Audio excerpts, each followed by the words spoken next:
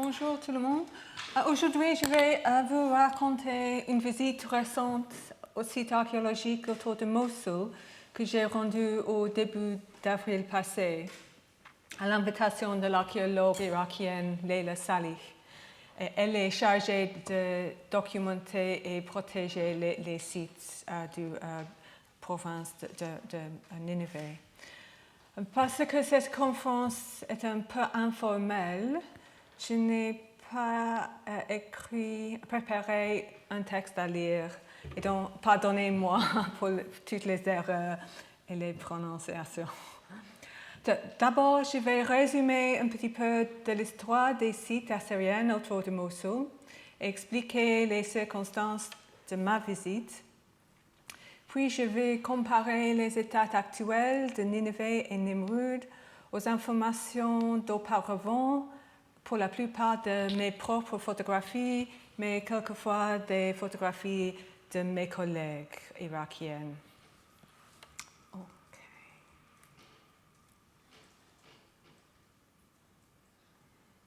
Attends.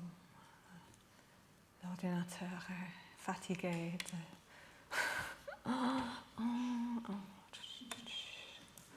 Pardonnez-moi, on attend. Peut-être qu'il me faut quitter et...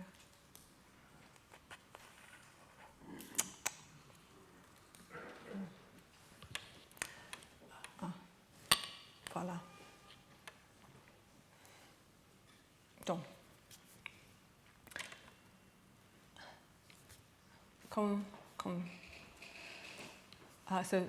l'empire d'Assyrie est l'empire le plus ancien du monde. Au 7e siècle avant, il étendait partout le Moyen-Orient, des montagnes de l'Iran, de l'Est jusqu'à la mer Méditerranée, quelquefois même jusqu'à l'Égypte.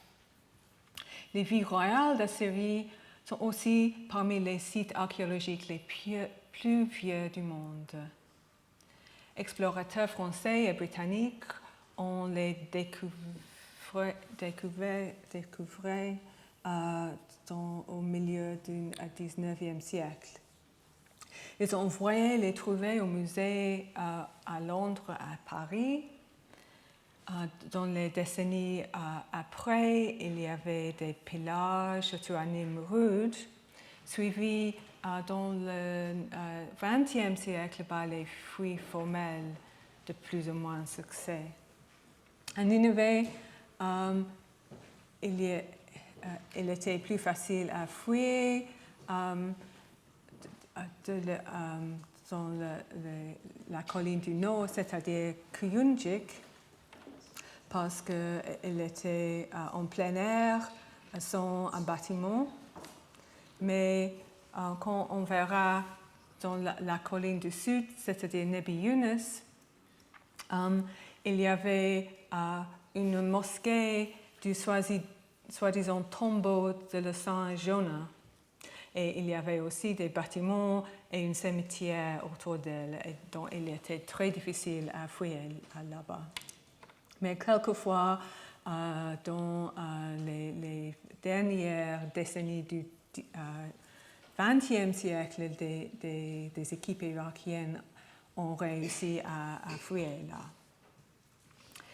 C'était beaucoup plus facile à Nimrud, c'est-à-dire à l'ancienne ville de Kalhu, parce que le site est dans la campagne profonde, il n'y a pas de village auprès. Et donc, il y a beaucoup de connaissances de Nimrud en particulier. Peut-être il est le site le plus bien connu du Moyen-Orient, au moins en Irak. Et grâce à ces recherches, on sait maintenant qu'on a habité à Ninive et à Nimrud depuis au moins 5 millénaires.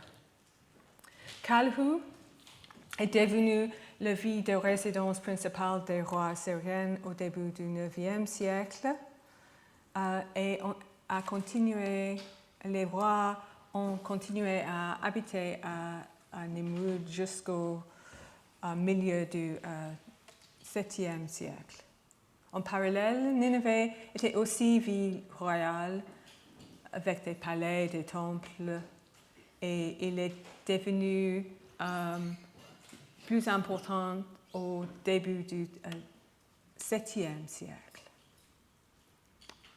Les deux villes ont été détruites par des Mèdes et des Babyloniens en 612 avant.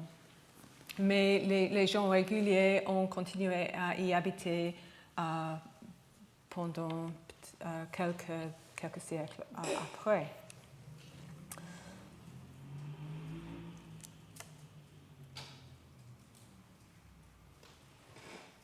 Puis,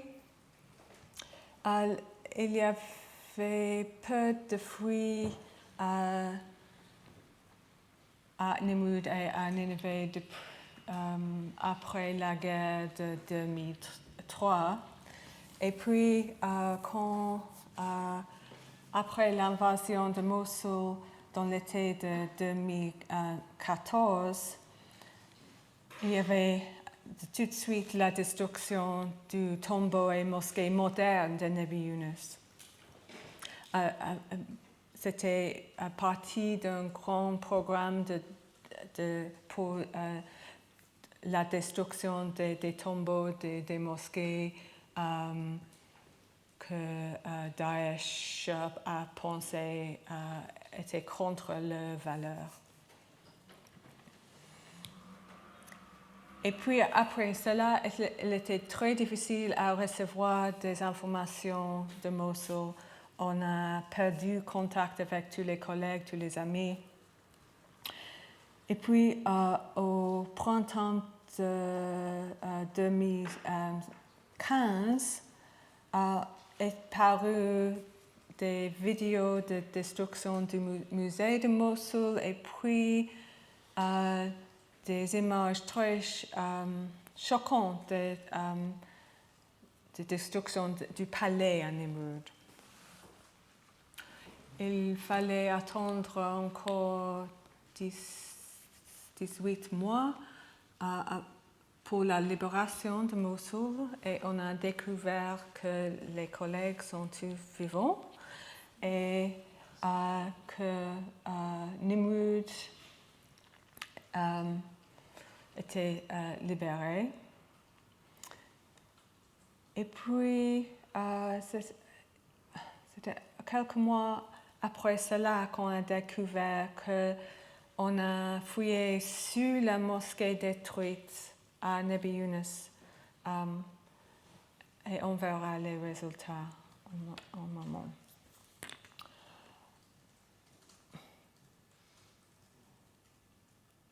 Quant à moi, j'étais pour la plupart de ces temps, j'étais la présidente de la British Society for the Study of Iraq.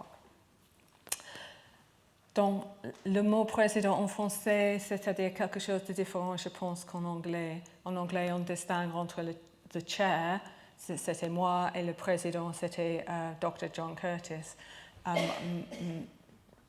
Pour moi, c'était les effets pratiques pour décider les choses qu'on doit faire.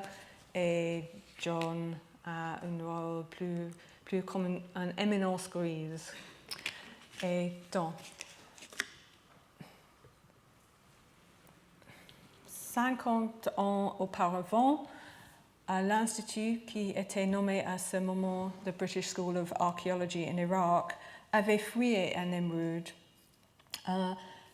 Une équipe était menée par l'archéologue Max Mallowan et sa femme Agatha Christie. Et ils ont fouillé là pendant presque 13 ans, de 1949 jusqu'à 1962. Et donc, on a accumulé beaucoup de documents et on a déjà décidé de numériser ces documents pour préparer pour la reconstruction du site. Et donc, je parlais souvent après la libération avec Muzahim Mahmoud, qui était le chef du site de Nimrud et qui a fouillé lui-même dans les années 90. Et aussi, j'ai travaillé beaucoup avec Leila Salih. Comme je disais, elle est la responsable des sites autour de Mosul maintenant, mais elle est spécialiste dans l'archéologie d'islam et elle connaît moins des époques des Assyriens. Donc, j'avais l'aidé pour expliquer aux journalistes, à la média mondiale, après la libération des sites, l'histoire des sites. Et j'avais aussi travaillé avec Muzahim pour initier un programme de documentation des fouilles irakiennes de Nimrud. Et aussi, j'ai mené un projet de recherche à Cambridge pour étudier les relations entre l'histoire du site archéologique moderne et la vie ancienne, c'est-à-dire comment a-t-on construit l'histoire ancienne avec les découvertes modernes. Et donc j'ai eu une grande connaissance de l'histoire des pillages du site de Nimrud et ce qui restait là avant l'invasion. Et donc, j'étais en train de commencer un projet entièrement différent et il me fallait voyager à Erbil pour travailler avec des collègues là. Et Leila m'a dit, viens à Mosul pour m'aider, pour voir Muzahim, et j'ai dit pourquoi pas. Et donc, c'était pas difficile à organiser parce que je travaille beaucoup avec comment se dit, des gens à Bagdad qui me protègent, qui me conduisent à Bagdad, qui assurent ma sécurité en Bagdad, c'est-à-dire la logistique et sécurité à Pilgrims Group. Et j'ai envoyé un courriel à Lee, le gérant de Bagdad. Je voudrais aller à Mosul. Et il a dit, bon, je voudrais voyager à Mosul aussi, parce qu'il avait travaillé là dans la guerre civile il y a une décennie et il voulait le revisiter pour décider s'il était assez sûr pour retravailler là. Et donc, nous avons trouvé des véhicules pour transport. Il a fait ça et il a volé à Erbil et c'était tout très, très facile. Et donc, j'ai dit à le chef de mission de l'UNESCO que je voulais le faire. Et il m'a dit, oh bon, je voudrais aller avec vous aussi. Donc, il y avait un grand parti. Bon. Il est très facile, en fait, à ce moment, à voyager de Erbil à Mosul. Il y a moins de 100 km entre les deux villes. Il y a une grande route et la frontière entre Kurdistan et l'Irak à la rivière. Je n'ai pas de truc pour... Vous voyez. Il n'y a pas de contrôle là, il n'y a pas de douane, on peut croiser assez facilement. Et donc il y avait un voyage de peut-être 1 heure et demie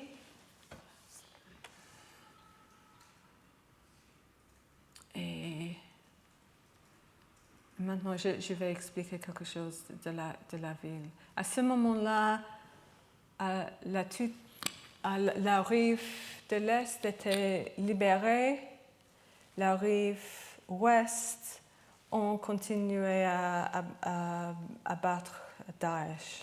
Et on voit les batailles.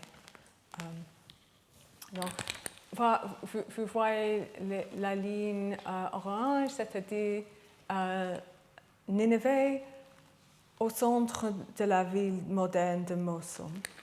Il y avait 13 portes qui fonctionnent toujours.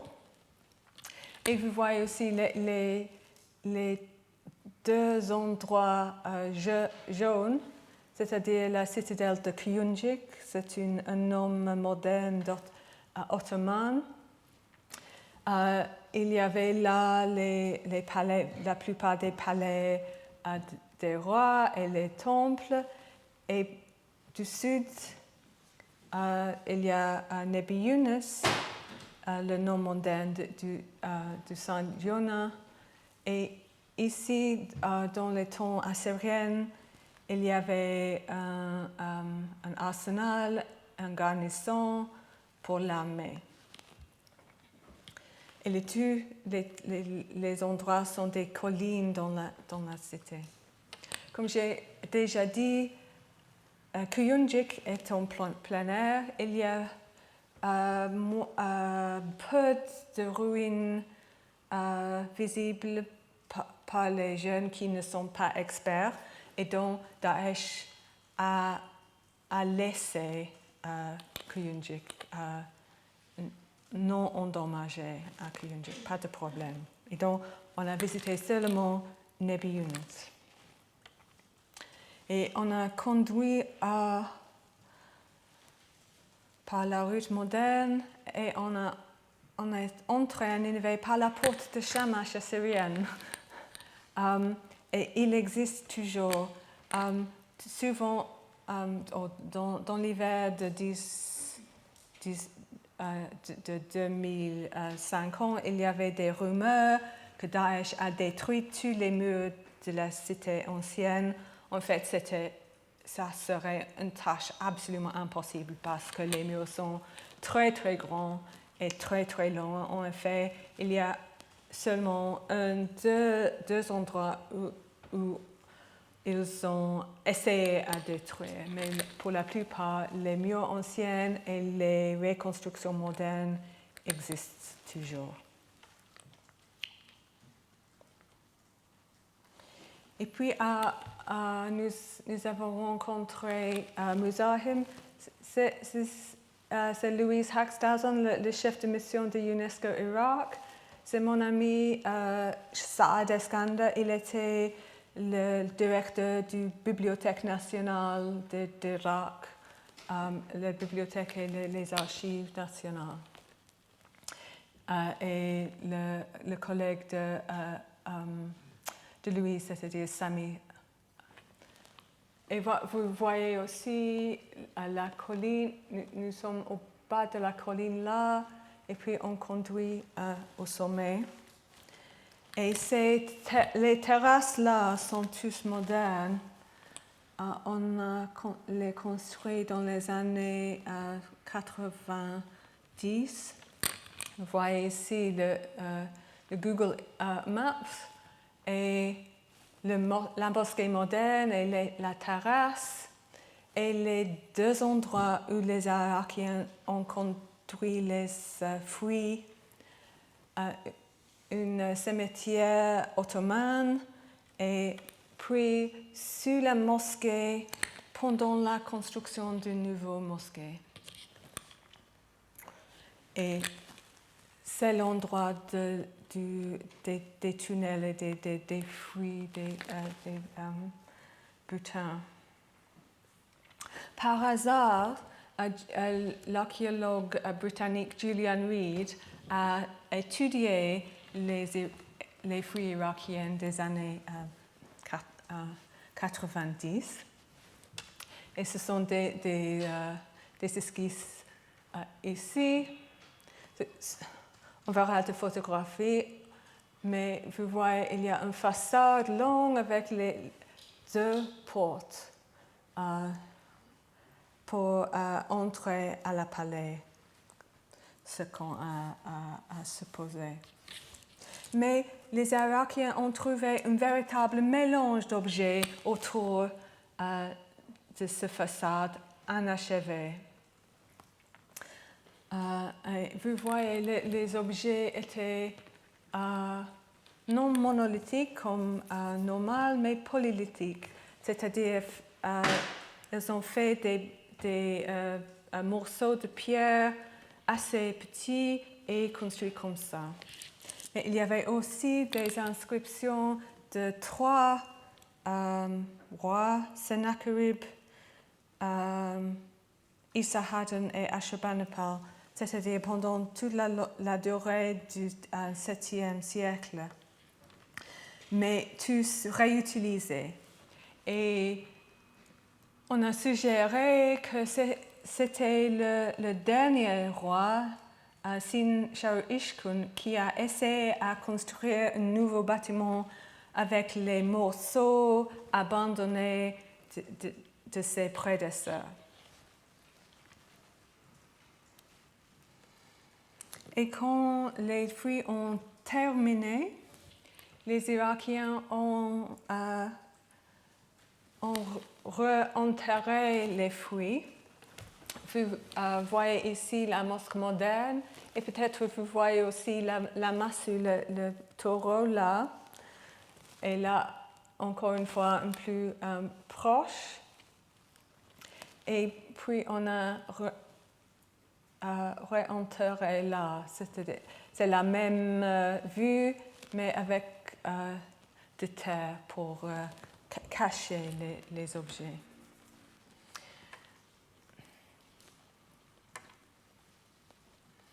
Et c'était à cet endroit exact que les lutteurs ont essayé de fouiller ici. Vous voyez, la mosquée est disparue maintenant, mais c'est exactement le même endroit.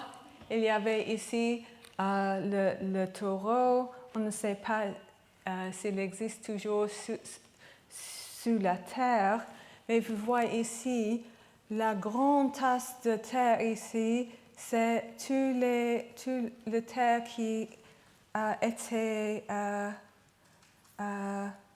creusé dans les tunnels. Je ne sais pas le mot français. Les déblais. Déblais, exactement. Les fouilles ont commencé avec les fouilles officielles et on verra donc exactement ce que les Irakiens ont trouvé il y a 30 ans. Des panneaux non sculptés dans les chambres, très intéressant. Aussi, ça suggère que les palais n'étaient pas... on n'a pas terminé à la construction, mais les fouilleurs ont coupé les panneaux aussi. Et puis, il y avait beaucoup de tunnels. Et on a essayé, je pense, à suivre les mêmes méthodes des explorateurs victoriens, c'est-à-dire trouver les panneaux et les suivre dans la terre pour trouver les objets. Pas comme les archéologues modernes fouillaient de haut en bas. Mais il n'y avait pas de panneaux, il n'y avait pas de bas-relief. Et donc les tunnels, tous les tunnels tournent et tournent. Et il y a un véritable,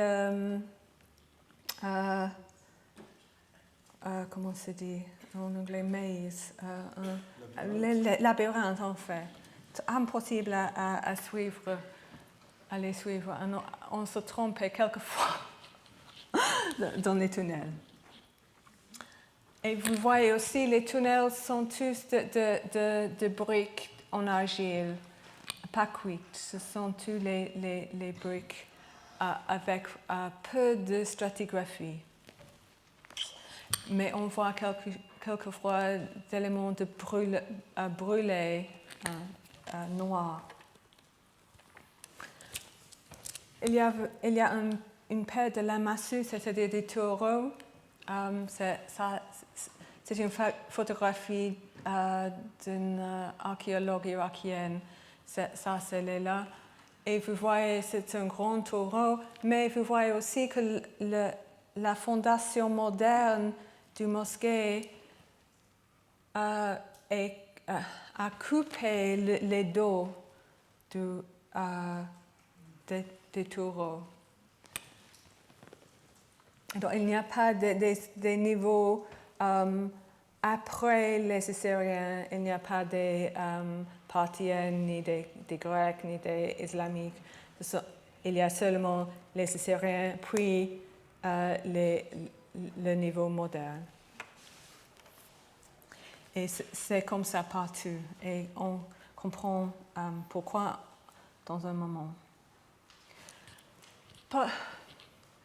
En quelque part des tunnels, il y a des objets abandonnés, des morceaux, des panneaux de sol,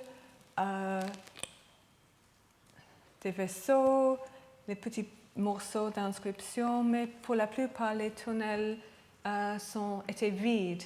Et on sait qu'il y a un grand cache d'objets trouvés dans la maison d'un chef de Daesh dans l'hiver. Et il est très probable que ces objets ont leurs origines ici à Nebi Yunus. Et enfin les tunnels arrivent au tombeau de Jonah, c'est-à-dire un tombeau du Moyen Âge, peut-être du IIe siècle après. Et vous voyez l'escalier ici. Cet escalier mène jusqu'au niveau du mosquée moderne. Et pour cette raison, on pense qu'il y a toujours des bâtiments religieux à cet endroit depuis le IIe siècle. Et donc, il n'y avait jamais des niveaux archéologiques à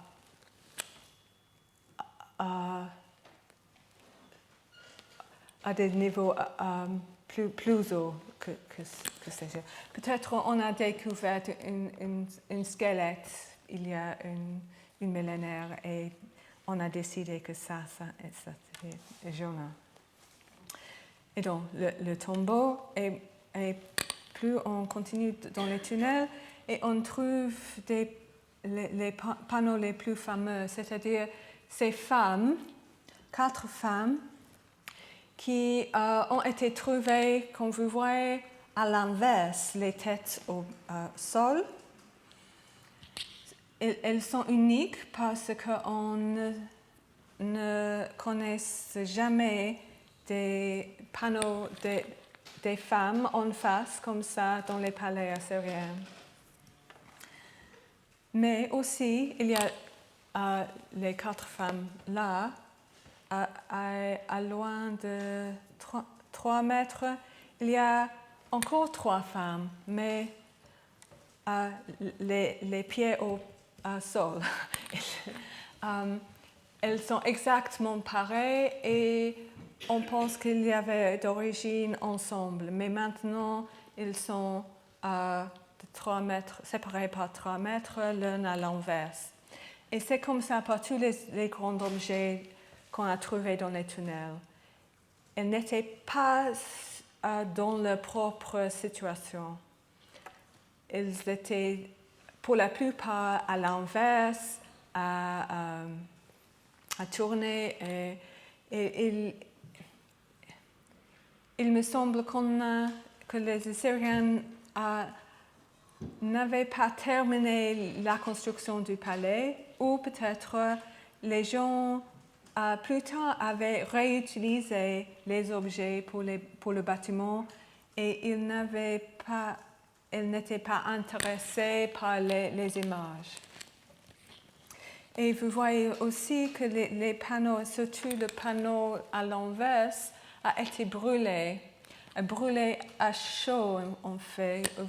Vous voyez les endroits blancs et la surface est très friable.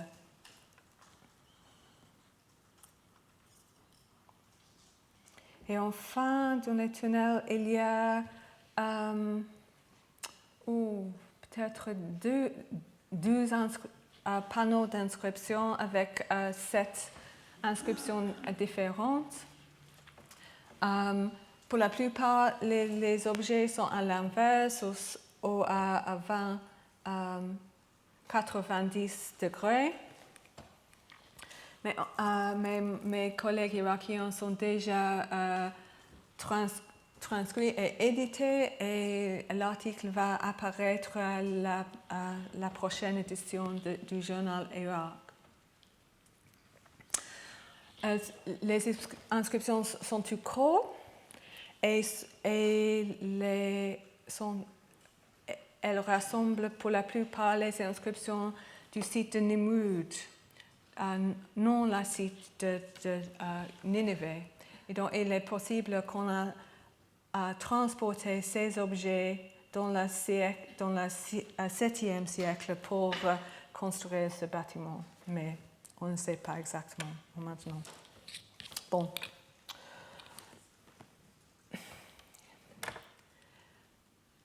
Donc, Nebi Yunus est un grand problème. C'est un grand problème archéologique parce qu'il n'y a pas de plan clair. Et je pense qu'il n'y avait pas de plan clair parce que c'était un bâtiment inachevé ou un bâtiment abandonné. Et donc, il n'y avait pas de palais entier sur la mosquée.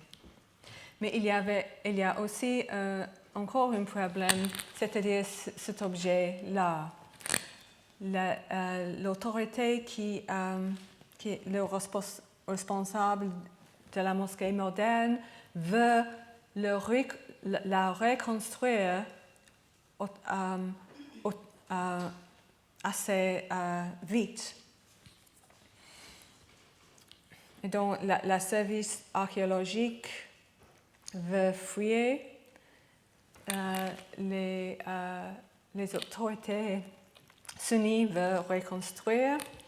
Et à ce moment, il y a beaucoup de l'eau dans les tunnels maintenant parce que le bâtiment détruit au sommet.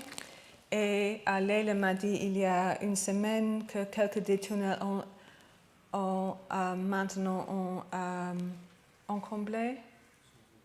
Oui, sont encombrés. Et les problèmes continuent. Il est très difficile. Mais à la contre, on voit du colline de Nebi Yunus. Peut-être vous voyez là le colline basse de Kuyunjik. Ça, il n'y a pas de problème là. Ça, pas de pillage, pas de problème. Bon, alors à Nimrud.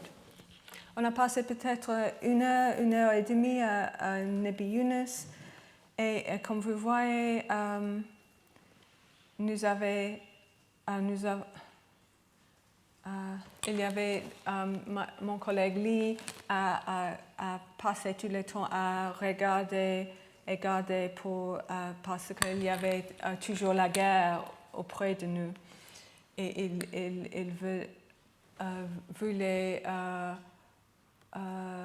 contrôler pour l'ordonnance, etc. Il fallait rester là pour le moins temps possible. Mais à Nimrud, c'était pas de problème à Nimrud parce que Nimrud est un site archéologique dans la campagne profonde. Il n'y a pas de village, il y a des gardiens au site et on a construit maintenant une barrière autour du site. Mais on a lu des choses folles au sujet des Némrudes depuis la destruction il y a 2 ans. On a lu, par exemple, que 80% du site est détruit. Mais vous voyez ici, le site est énorme en fait. Et pour la plupart, on n'a pas fouillé dans la ville où les gens réguliers ont habité là-bas. Et comme à Nineveh, il y a des 2 collines, il y a la citadelle royale et il y a l'arsenal et la garnison là-bas. En anglais, Fort Shalmaneser, après le roi assyrien Shalmaneser qui a construit le premier garnison là-bas. Mais d'habitude, quand on parle de Nimrud, on parle de la citadelle seulement. Et la citadelle est assez petite. Vous voyez l'image de 2002 et vous voyez le plan des archéologues britanniques des années 50. Il y a un palais, le Northwest Palace, palais du Nord-Ouest, le ziggurat au nord et des temples qui se trouvent au nord du palais. Le temple de Dieu de victoire, Ninurta, des temples d'Ishtar, la déesse, un temple de Gula, la déesse de guérison. Et là-bas, l'autre bâtiment qui on a reconstruit, c'est le temple de Nabu, le dieu de savoir. Et comme j'ai dit, il y avait un grand nombre de projets à Nimrud pendant les 2 siècles passés. Commençons avec la découverte des sculptures au palais et puis enfin la découverte des tombeaux des reines dans le palais aussi par mon collègue, mon ami Muzahim dans les années 80. Mais en fait, il y a dans le palais, la plupart des sculptures ont quitté le site il y avait plusieurs ans. Un élément du projet de recherche quand nous avons conduit à Cambridge était de documenter les moments de quitter le site. Et vous voyez ici le plan du palais entier.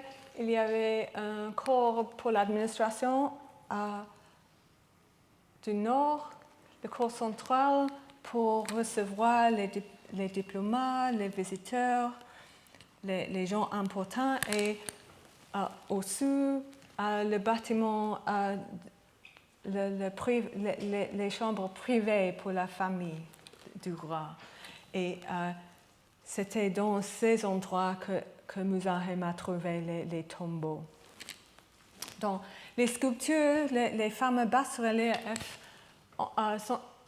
se trouvaient seulement autour du cours central.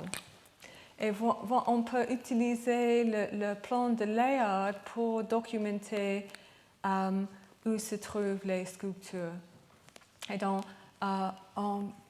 en 2014, il ne restait que des sculptures en peut-être 15-20% des murs. Les autres étaient dans 76 musées au monde.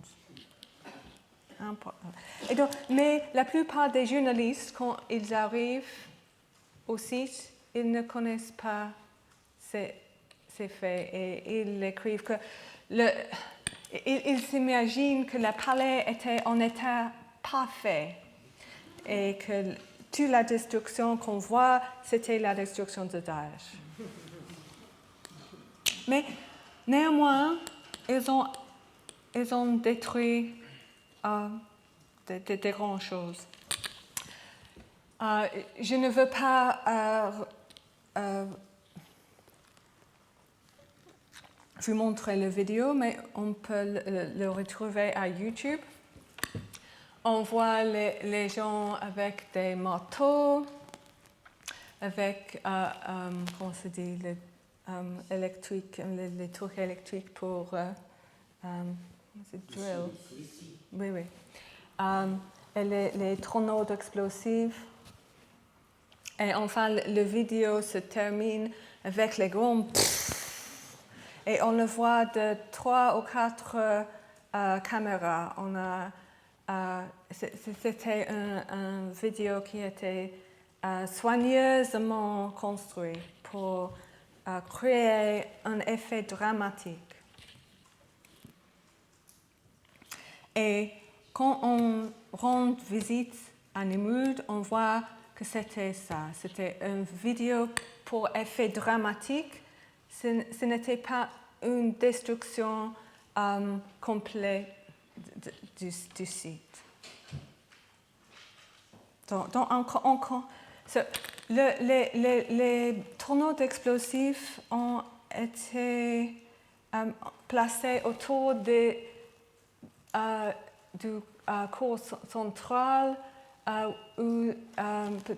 et en particulier à l'est où il y avait encore des sculptures, comme vous voyez ici.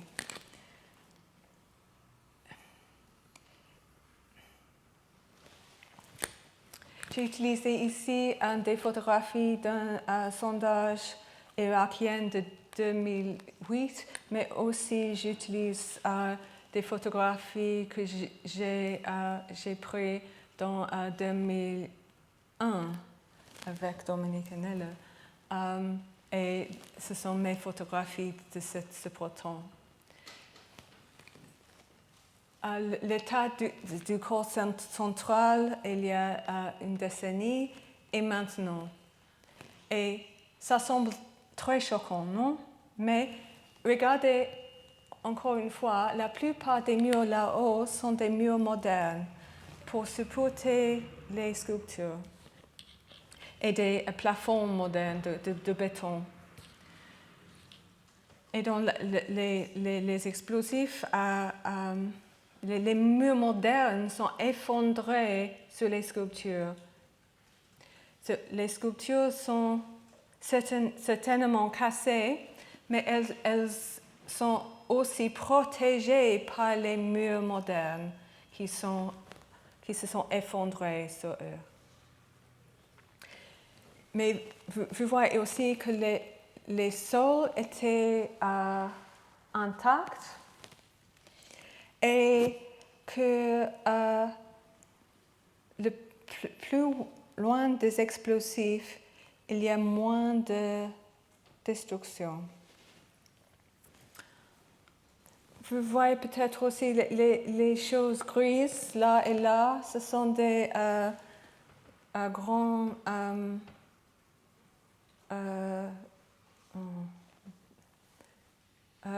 couvrages que les archéologues irakiens ont placés sur les sculptures pour les protéger. Comme ce que vous voyez ici, c'est le pire. Après cela, il y a une histoire plus heureuse. Donc, on reviendra au plan. Là, le corps central. Et maintenant, on monte aux salles de trône et puis la façade nord du salle de trône.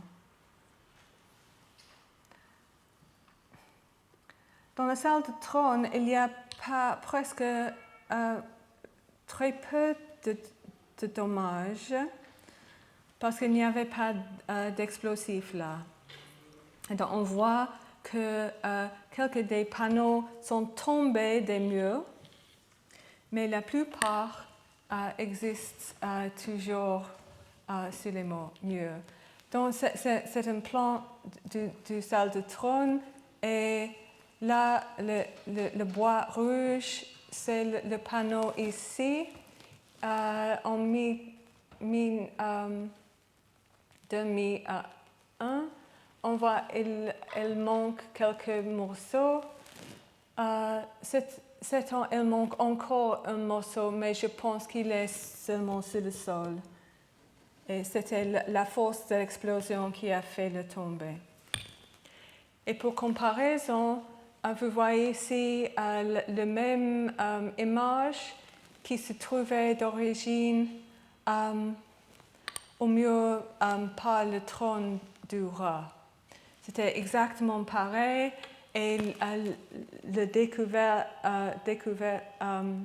Layard a décidé à envoyer le panneau le plus complet au British Museum et il a décidé que ce panneau-là était trop cassé pour transporter. Donc il reste en place. Mais la plupart des sculptures dans la salle de trône existent maintenant dans les musées européennes, américaines, indiennes, même japonais, je pense.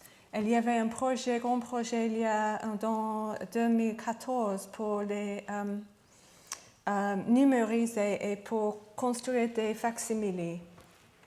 Et donc, il est très pratique pour reconstruire toute la salle de trône avec les images modernes et laisser les objets originaux dans les musées. Dans la salle de trône, il y a peu de problèmes. Et aussi dans la façade du nord, au dehors de la salle de trône, à 2001 et maintenant, et vous voyez la grande part des sculptures sont tombées du mur après l'explosion. On n'a pas tenté de les détruire, sont toutes par l'hasard de l'explosion. Et on a créé un gros tas de décombres ici. Mais quand on étudie ce tas, on voit que tous les morceaux sont exactement le même que les morceaux que les archéologues ont trouvés dans les années 50. C'était seulement le ciment moderne qui a été de problème. Et quand les sculptures sont à 90 degrés de la force de l'explosion, ils restent intacts sur les murs. Les morceaux sont assez grands et on voit généralement qu'on ne peut pas essayer à les détruire, les visages, les yeux, les choses comme ça. Il y a une exception. Vous voyez ici, l'œil d'un homme ici a été endommagé. Mais c'est un exemple bien aussi du fait des cassures sont des cassures anciennes. Une image de 2008, il y a 3 dignitaires invités qui viennent à l'entrée de la salle de trône, portant des objets pour le roi. Vous voyez les chaussures. C'est des angles un peu différents, mais vous voyez ici le cassure là, il est le même là. Les pieds restent au mur et les têtes, ce sont maintenant dans le tas d'encombrés. Tous les morceaux existent toujours, je pense, presque tous les morceaux. Maintenant, il faut les documenter, les cataloguer et enfin pour remplacer sur les murs. Et plus loin des explosions, il y a moins de problèmes. Vous voyez ici le sud du palais, il y a quelques ans, et le sud du palais maintenant. Les problèmes sont seulement que les murs modernes, le ton, l'explosion, etc. C'est un peu... c'est pas un grand problème archéologique, c'est un problème de conservation. Mais l'autre grand problème est le ziggurat, qui était à ce moment seulement un grand tas de terre avec des pierres à la fondation. Daesh a tenté d'écraser le ziggurat. Il n'était pas possible pour contrôler l'existence des pierres à la fondation, mais si on ferait, on peut reconstruire ce tas. C'est seulement un grand tas de terre. Il n'y a pas de choses archéologiques là-dedans. Et enfin, mon bâtiment préféré du monde, c'est-à-dire le temple d'Hésiode, le temple de dieu Nabu, de le savoir assyrien. Et on voit ici le plan des archéologues britanniques des années 50. Et vous voyez là-bas des photographies il y a 10 ans, des murs reconstruits autour de l'entrée, la porte de poisson, le fish gate, parce que les archéologues ont trouvé les 2 hommes poissons, comme vous voyez ici, très abîmés, mais on a reconstruit la porte et les remplacée. Maintenant, l'explosion dans le palais a causé que les murs modernes ont tombé tous. Il n'existe plus le plafond, mais on voit dans les encombres les 2 poissons, les 2 hommes poissons, elles existent toujours. Les Daesh n'ont pas essayé de les détruire. Enfin, je pense qu'ils n'avaient pas essayé d'endommager ce bâtiment, ni les bâtiments des autres temples. Parce qu'il n'y avait pas de sculptures figurées là-dedans. Dans les photographies de cette année, les photographies plus anciennes, et vous voyez que tous les pierres anciennes, restent intacts, mais les murs modernes, il y a des problèmes. Mais c'est seulement des murs modernes et on peut les reconstruire. Et c'était le trône de Nabu, la bibliothèque avec des tablettes et la vue de la bibliothèque vers la trône de Nabu là, et là-haut, la petite trône de Nabu. Quand le roi a rendu visite au temple, le dieu a été quitté la trône principale et a bougé à cette chambre-là. Et donc, pour la plupart, le temple ici reste intact, mais il faut nettoyer seulement et reconstruire les murs modernes. Et c'est comme ça pour les autres temples et pour les tombeaux des reines aussi. Et enfin, on a commencé à stabiliser le site de Nimrud. C'est une histoire beaucoup plus heureuse qu'à Nebi Yunus parce qu'il y a seulement le State Board of Antiquities and Heritage, SBA, qui contrôle le site. Et maintenant, il y a un projet fondé par le Smithsonian Institute en Amérique avec la coopération de British Institute for the Study of Iraq pour en 3 phases. On a déjà construit la barrière autour du site et construit des bâtiments pour les gardiens. Les Américains ont commencé à enseigner les collègues irakiens dans les processus de documenter et de sauvage des objets fragiles et des objets exposés au temps. Et puis pour les cacher dans un endroit secret. Mais on n'a pas déjà décidé où se trouve cet endroit secret. Mais le projet va continuer jusqu'au fin de l'année prochaine.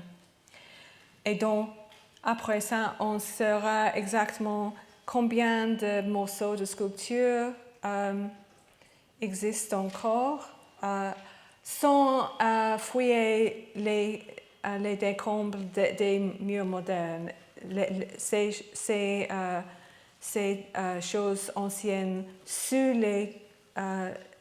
les terres modernes, il faut rester ici pour le moment parce qu'ils sont assez sauf là-bas. Et enfin, quand on a documenté tout le site, on peut décider exactement comment faire après pour reconstruire les bâtiments ou les laisser comme ça, etc. Ou peut-être fouiller encore un petit peu.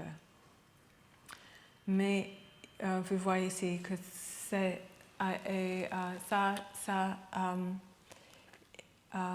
une histoire assez... on fait beaucoup plus d'erreurs qu'on a à penser. Bon, ça suffit, je pense. Merci.